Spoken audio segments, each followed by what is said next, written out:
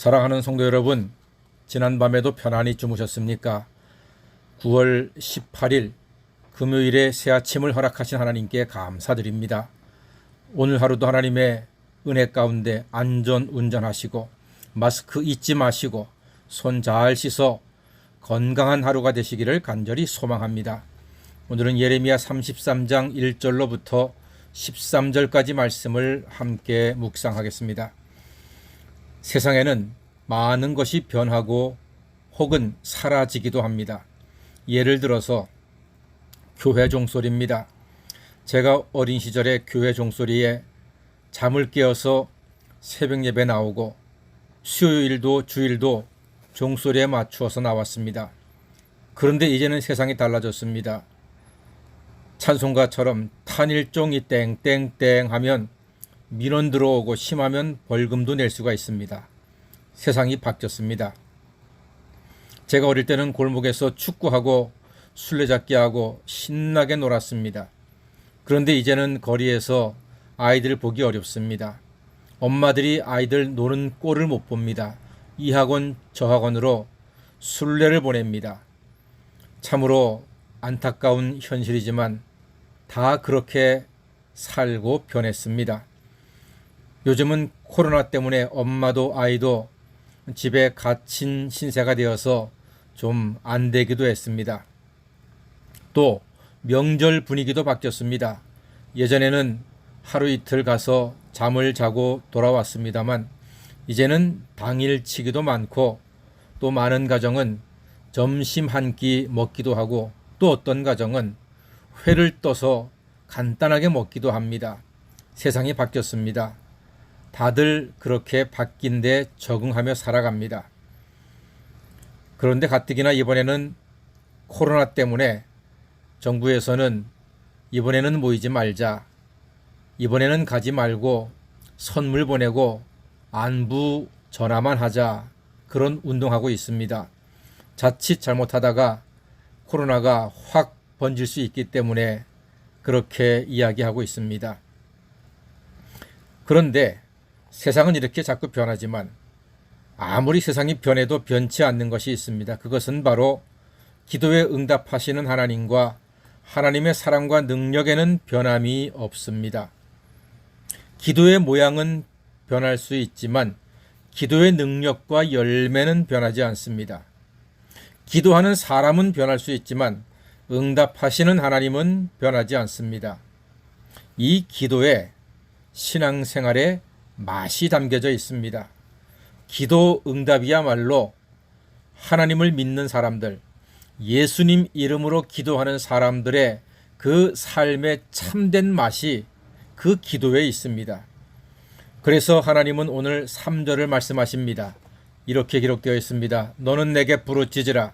내가 내게 응답하겠고 내가 알지 못하는 크고 은밀한 일을 내게 보이리라. 이렇게 말씀하십니다. 너는 내게 부르짖으라고 말씀합니다.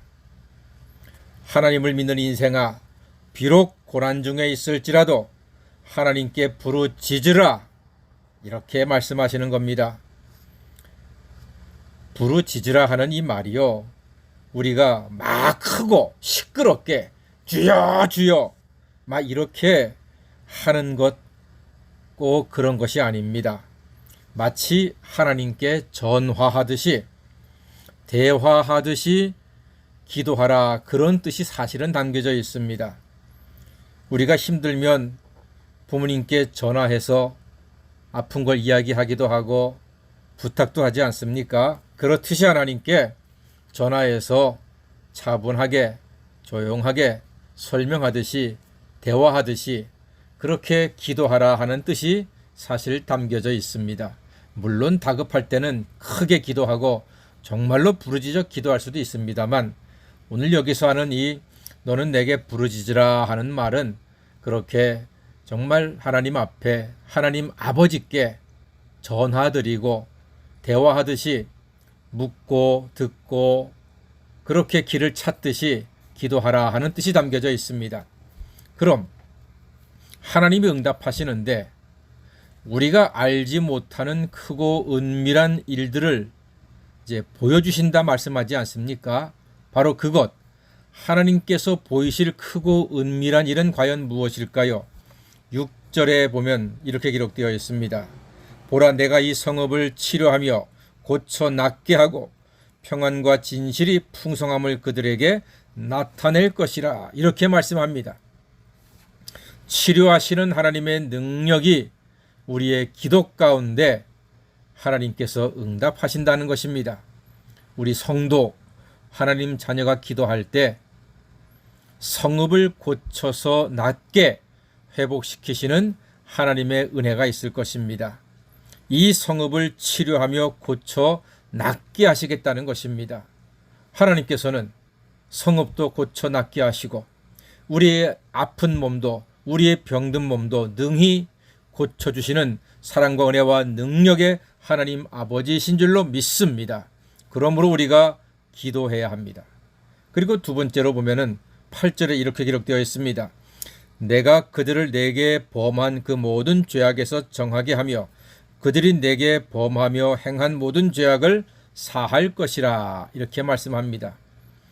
하나님께 범한 모든 죄를 사해 주신다 말씀하시죠.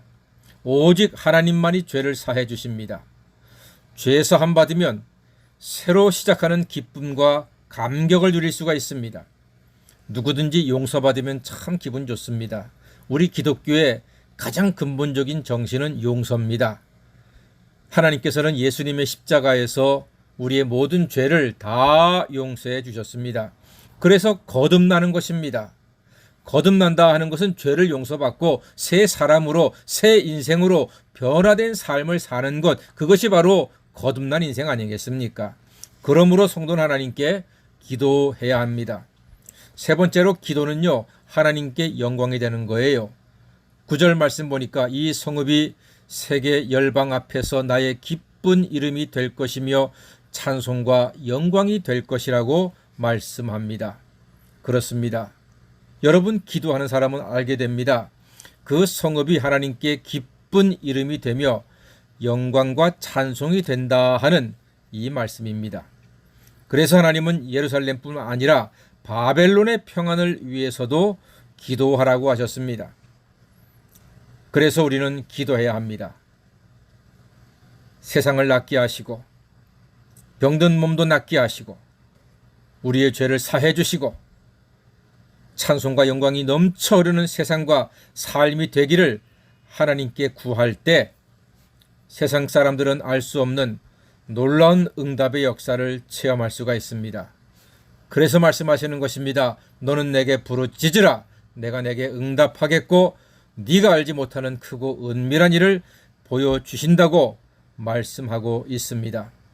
이와 같은 참된 믿음의 기도로 변함없이 응답하시는 하나님의 사랑과 능력 가운데 살아가시는 행복한 자녀가 되시기를 주님의 이름으로 간절히 축원합니다. 아멘. 기도하겠습니다.